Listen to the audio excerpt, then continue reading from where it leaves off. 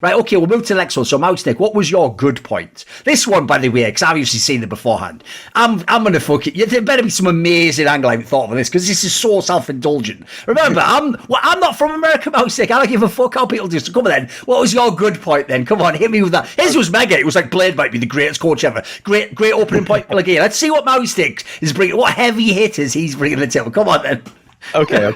So the general point is that Extra Salt was able to get through the EPL conference, which is obviously, it's kind of like a tier two event in terms of who's playing in it. But I think that it's a testament to how they did it, like, and the practice that they have when they're in North America, because everybody laments upon the fact that it's so hard to get quality practice in NA, and everybody degrades in ability and skill.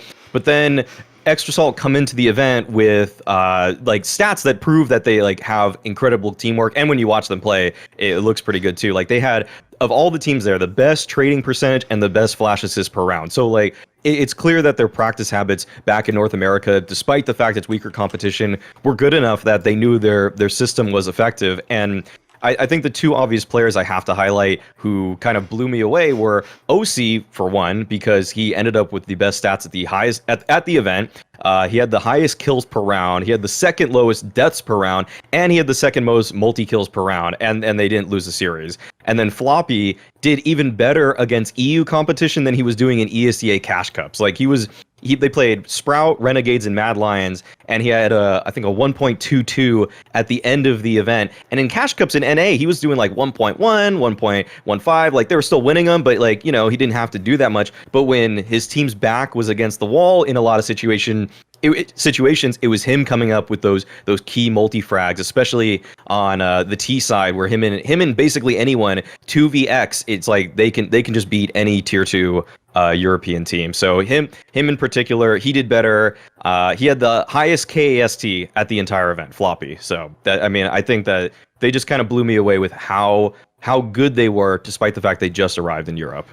I'll be real with you. It's up to Legate if he has any thoughts on it. I don't give a flying fuck about Extra Salt. Any none of these names you mentioned I care about. So I'll do this. I'll make it so I have to care about Mousestick. Extend the point further. Should these players, like the two players you've named, for example, should they, for example, be in the mix for these like EG and TL lineups? Like, I'm talking about merit, obviously, not like politics. Yeah. Do you think they actually should be? Are they actually good enough to be in that spot?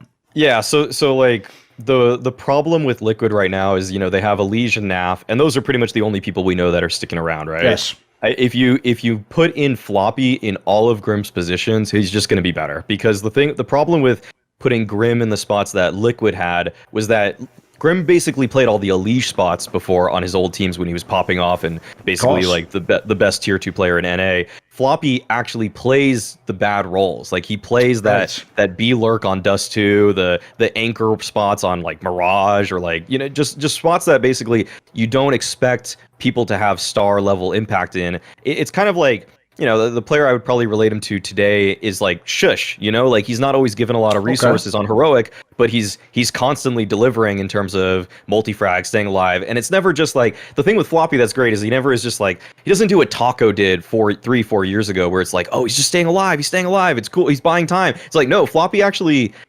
delays and gets 2 kills when people try to test his bomb site. So that's so Floppy would be a head over heels, just great improvement for Grimm.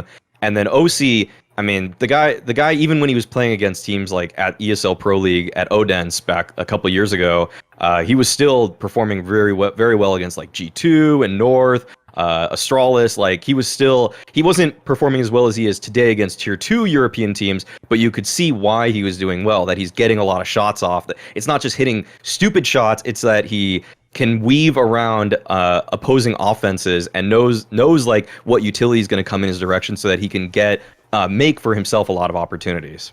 Okay. Legate, if you care about any of that, ask a question now. If not, we'll just go to the next point. Not necessarily that I don't care, but I actually want to give those guys credits, to be honest. I think that ochs is by far the best American AWP right now, including Cirque and all the European AWPs. Mm-hmm. I guess it's only Cirque left anyways in Europe. And Fallen, whatever, it's debatable, right? Debatable. Yeah, that's not a debate anymore. I think that he's by far the best AWPer, and he actually has a lot impact. Like, every game I look at his stats, he has like at least 1.25, which is amazing and very good. And I think overall that the team is good. Like I remember when they were once, I don't know when it was, at the beginning, middle of this year, they were in Europe and they played Fanspark Ulti Cup, I think. Yeah, I think it was Fanspark. They made it to the finals, I think. We beat them. But I think that they actually played really good. And I think that also with the change with Sonic now that he's out, and who replaced him actually? Floppy. It was Floppy, right? Yeah. I think that it's also an upgrade for them. I don't know really how he was as a person or not, but player-wise, I think that he is an upgrade for sure. And also Fang back then in this Fanspark Ultimate Cup, he was actually the MVP of the tournament, even with losing the tournament. Right. So I think that they have a lot of potential. Maki obviously always has been very decent in the North American scene. I just think that in general for North American players, it's so fucking hard to become good just because of the fact that you just cannot find practice. I remember being in Envy there. Your days are probably sometimes 4 or 5 hours theory, and then you have like 2 scrims, and you scrim every single day the same opponent. So I think it's really hard for them, but they have to test themselves. I don't think they are like nowhere near top 10 right now. I don't think they will make it very deep in a big tournament, but they can 100% upset some teams.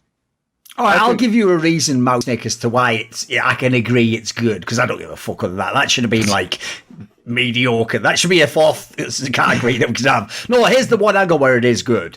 One thing I did predict early on that I never heard anyone else say this, so I'm going to take credit for this idea. One of the things and everyone else is scared, like, oh, Valorant's going to suck everyone else away. You idiots. Watch how many of them will come back.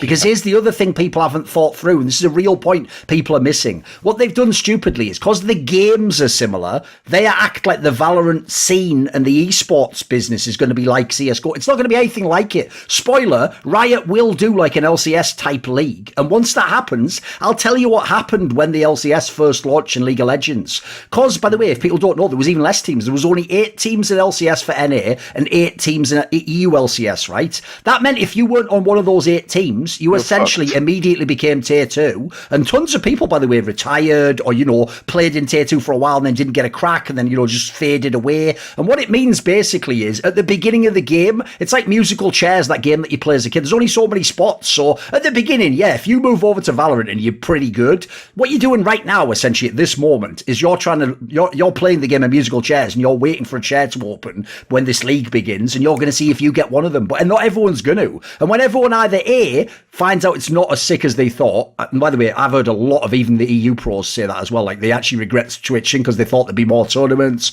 more lands, they didn't know how weird the qualification. So basically the point I'm making is like it's not as great as you think it is. So if you like Valorant the game, cool, go do it. Or and the other angle I would say is if you can't be good in CSGO, like you can't have a job as a coach, a pro player, then do it if you can. Of course, have a career if you want to. But if you are people, and Floppy's a perfect example, if you are people who actually had the ability to be a good CSGO player and you were still like just one break away from it or one little purple patch of form, like 3 months good play, in that scenario, some of those people not only are coming back, they will come back. I'm telling you right now. You already see it with people like Jdubs, this rumour about Nitro.